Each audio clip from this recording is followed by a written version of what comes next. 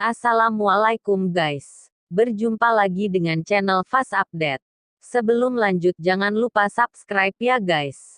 Kalau nanti suka sama videonya bolehlah di like dan share. Kalau ada saran silahkan tulis di kolom komentar ya. Bab 3146, Pemakaman. Yang lain memandangi naga emas yang terbang di atas kepala Chen Ping, dan mereka semua terpana. Chen Ping, seorang kultivator di alam komposit, terlalu mengejutkan mereka. Menghadapi naga emas, bahkan 81 harimau ganas pun mulai gemetar. Ini adalah penindasan garis keturunan, dan binatang purba ini lebih sadar akan keberadaan seperti apa garis keturunan naga emas itu. Naga emas adalah kepala klan naga. Dan binatang harimau ini hanyalah raja binatang buas. Sebaliknya, hakim tinggi dan rendah. Melihat 81 harimau yang gemetar, Guya mulai mundur di dalam hatinya. Dia tidak pernah menyangka Chen Ping akan merekrut jiwa naga emas, ini terlalu keterlaluan.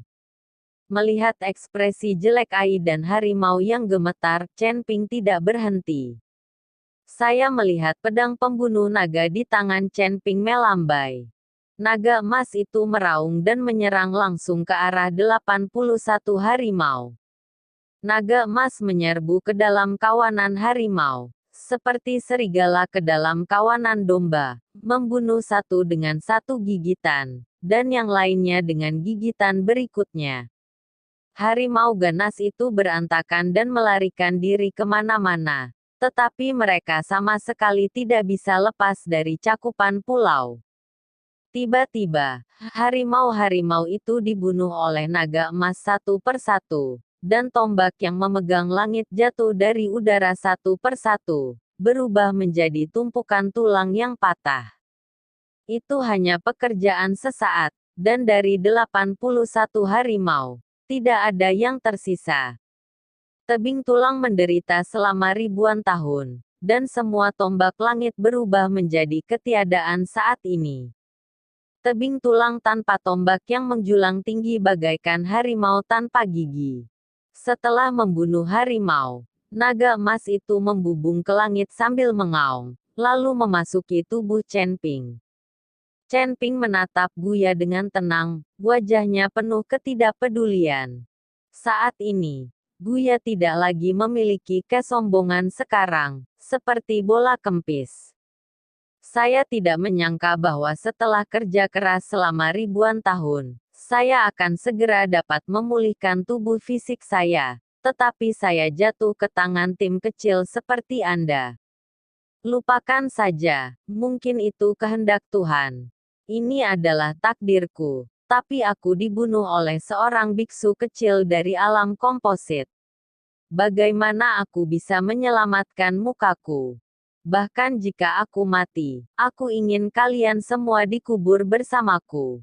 Setelah Guya selesai berbicara, tangannya perlahan membentuk segel di dadanya, dan seluruh tubuhnya melayang di udara tiba-tiba. Bel perak berbunyi antara langit dan bumi. Suara ini seolah-olah datang dari jarak 9 hari, dan seolah-olah datang dari jurang bawah tanah, bergema di seluruh pulau. Mendengar suara bel perak, semua orang tercengang. Guya membuka mulutnya perlahan, dan kitab tawa ditransmisikan dari mulut Guya ke segala arah. Dengan keluarnya kitab suci Guya, dunia bergetar, dan gelombang panas yang tak berujung muncul dari pulau kecil dan lautan tinta. Api Taois mendekati Gukang, dan rune tak berujung bersinar dalam nyala api. Langit dan bumi langsung dipenuhi api, seluruh laut hitam melonjak, dan langit menjadi lautan api. Melihat teknik yang dilakukan oleh Guya, Chen Ping sedikit mengernyit. Seperti yang diharapkan dari seorang biksu kuno, bahkan tanpa tubuhnya, dia masih bisa melakukan teknik seperti itu sekali saja dengan sisa jiwa. Tangan kanan dari dudukan tulang perlahan terangkat, dan bunga teratai api hitam muncul di depannya, Lautan tinta hitam terpantul seperti bunga teratai api hitam, mengubah seluruh kehampaan.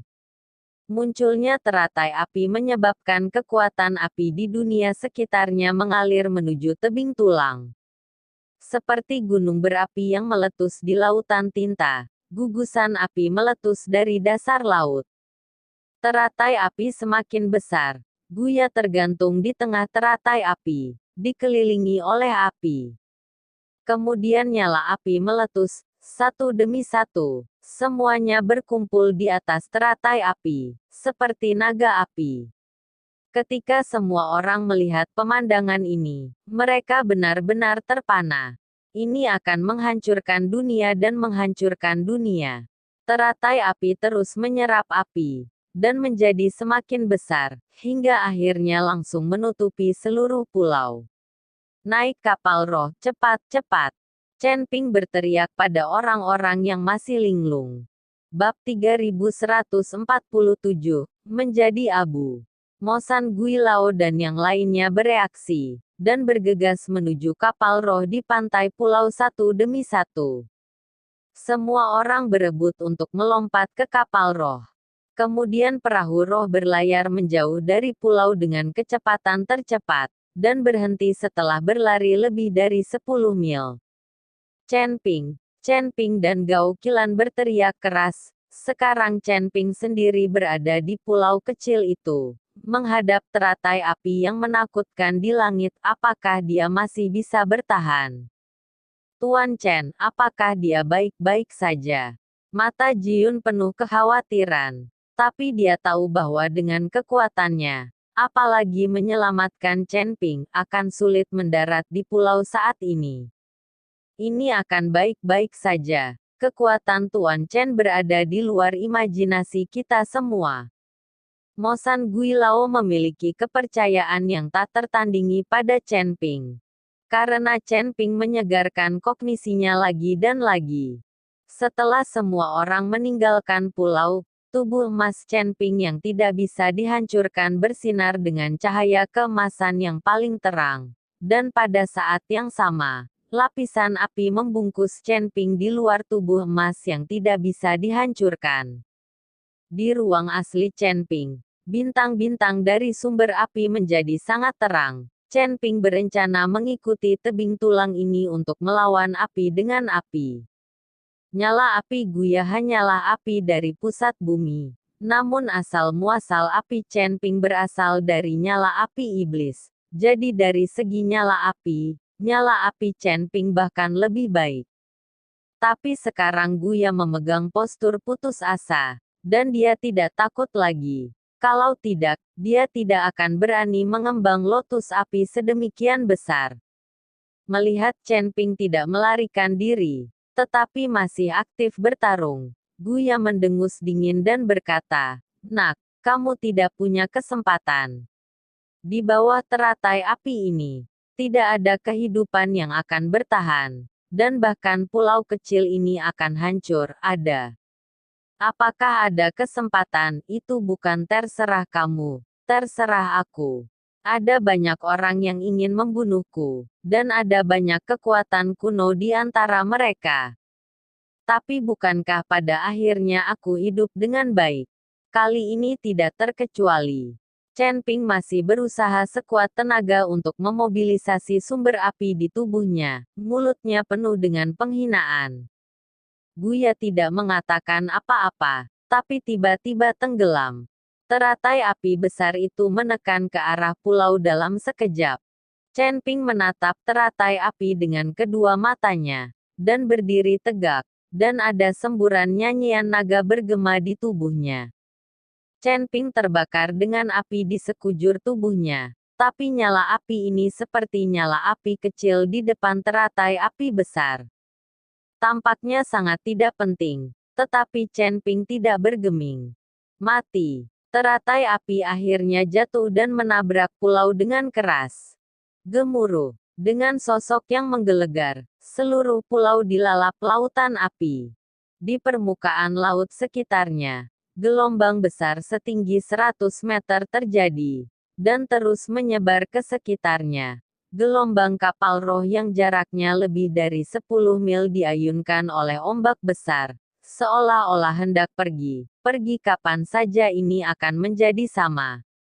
Chen Ping melihat ini. Gao Qilan berteriak sedih dan marah. Yang lain juga mengeluarkan keringat dingin untuk Chen Ping bagaimanapun. Di bawah serangan semacam ini, belum lagi Chen Ping, seorang kultivator di alam komposit, bahkan seorang kultivator di alam kesengsaraan, dia mungkin tidak dapat menahannya. Guya memuntahkan seteguk darah, dan seluruh tubuhnya diambang kehancuran setelah pukulan ini. Dia tahu bahwa dia tidak bisa hidup terlalu lama. Api masih menyala di pulau kecil itu, dan seluruh pulau kecil itu langsung dibombardir dan tenggelam, hanya menyisakan 1/10 dari tanah di atas laut. Sepertinya mereka semua akan segera tenggelam ke lautan tinta. Nyala api berangsur-angsur padam, dan saya melihat ke pulau kecil dengan hanya sebidang kecil tanah yang tersisa, tetapi saya tidak menemukan sosok Chen Ping. Sudut mulut Guya mengangkat senyuman. Di bawah serangan semacam ini, belum lagi biksu Chen Ping yang pas badan, bahkan biksu yang paling kuat sekalipun, sulit untuk melarikan diri. Chen Ping pasti telah menjadi abu karena serangan itu, bahkan tidak ada mayat yang tertinggal. Anda harus tahu bahwa itu adalah api di pusat bumi. Suhunya mencapai puluhan ribu derajat. Bagaimana Chen Ping bisa menahannya? Bab 3148, Gila. Tepat ketika Guya bangga dan menunggu sisa jiwanya mati, dia tiba-tiba terbatuk dan menariknya kembali. Itu tidak terlalu kuat, tapi terlalu lemah.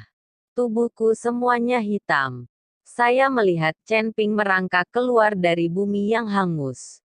Seluruh tubuh Chen Ping hangus hitam, seolah-olah terbakar. Tetapi tubuh emas yang tidak bisa dihancurkan di tubuhnya masih utuh, yaitu pukulan barusan. Bahkan tubuh emas Chen Ping yang tidak bisa dihancurkan tidak dapat dihancurkan. Hal ini juga disebabkan oleh fakta bahwa ketika Chen Ping menyerap energi naga, tubuh emas yang tidak bisa dihancurkan juga diperkuat. Chen Ping berdiri, menyapu kotoran dari tubuhnya, dan membelai rambutnya. Sial, rambutku berantakan. Chen Ping melihat ke tepi tulang seolah memetik sesuatu yang segar. Melihat Chen Ping, Guya tidak terluka, dan dia akan menjadi gila. Ini adalah langkah putus asanya, dan dia berencana untuk mati bersama. Sekarang Chen Ping tidak terluka, tapi dia sendiri sedang sekarat. Apa namanya ini? Bonya menjadi gila, berteriak. Seorang biksu kuno dibuat gila oleh Chen Ping. Tuan Chen baik-baik saja. Dia baik-baik saja. Li Yun melihat dari kejauhan dan menemukan bahwa Chen Ping baik-baik saja. Jadi dia tidak bisa menahan diri untuk tidak berteriak kegirangan. Prestasi Tuan Chen pasti tidak akan terbatas di masa depan, kata hantu Gunung Iblis perlahan. Jadi semua orang memandang Chen Ping dengan kaget. Di bawah serangan yang begitu mengerikan, dia selamat. Saat ini, Chen Ping melihat ke arah Guya yang sudah gila, dan berkata sambil tersenyum dingin, jika kamu datang ke sini dan tidak pergi dengan tidak senonoh, karena kamu membakarku, aku akan membakarmu juga. Chen Ping mengatakannya. Bola api muncul dari telapak tangannya, lalu dia melambaikannya, langsung membungkus tebing tulang. Bon Cliff meraung dengan keras. Biarpun itu adalah jiwa yang tersisa, sangat menyakitkan dibakar oleh api ini. Di tengah jeritan, sisa jiwa Gusen benar-benar musnah, tidak meninggalkan jejak lagi di dunia ini. Setelah Chen Ping membunuh Guya, pulau kecil di bawah kakinya bergetar, lalu mulai runtuh, jatuh ke lautan tinta. Chen Ping melompat dan meraung panjang. Tanduk suci yang menyerah muncul seketika, memungkinkan Chen Ping mendarat di punggung kura-kura dengan mantap. Segera, pulau itu tenggelam, dan banyak kepala muncul tidak jauh dari sana. Orang-orang ini adalah Ye Fengqing, Zhou Tai dan lainnya yang merasa nyaman dan menyerap kekuatan spiritual di bawah. Pukulan tadi membangunkan orang-orang ini, dan dengan tenggelamnya pulau, semua orang ini berenang dengan sekuat tenaga. Ketika mereka melihat pulau itu menghilang, semua orang panik. Selain itu, perahu roh juga berlari lebih dari 10 mil jauhnya, jadi mereka hanya bisa berendam di air. Meskipun orang-orang ini semua adalah biksu, namun tidak masalah untuk terbang di udara. Namun sayang pulau kecil tersebut telah hilang dan lautan tinta tidak dapat terbang. Mereka hanya bisa berendam di air, atau berenang ke kapal roh lewat diri. Hanya saja jika ada binatang buas yang menyerang selama periode waktu ini, mereka akan menjadi domba yang akan disembelih. Duduk di atas kura-kura suci, Chen Ping tersenyum tipis saat melihat para biksu ini muncul. Chen Daoyou, tolong bantu kami. Bisakah kamu duduk di penyu sucimu? Seorang biksu bertanya kepada Chen Ping dengan keras. Tidak masalah, ayolah. Chen Ping mengangguk. Kura-kura suci Chen Ping cukup besar untuk menampung 8 orang, tidak ada masalah. Para biksu itu naik ke bagian belakang Holy Turtle satu per satu. Kemudian Ye Fengqing dan Zhou Tai saling memandang, dan mereka juga menggigit peluru dan memanjat penyu suci Chen Ping. Turun, siapa yang menyuruh kalian berdua untuk datang? Chen Ping berkata kepada mereka berdua. Ye Fengqing dan Zhou Tai terkejut sejenak. Lalu Zhou Tai berkata, Chen Ping, jangan pergi terlalu jauh, jangan lupa, saya sudah mendapatkan tiket untuk kamu naik perahu. Itu bodoh.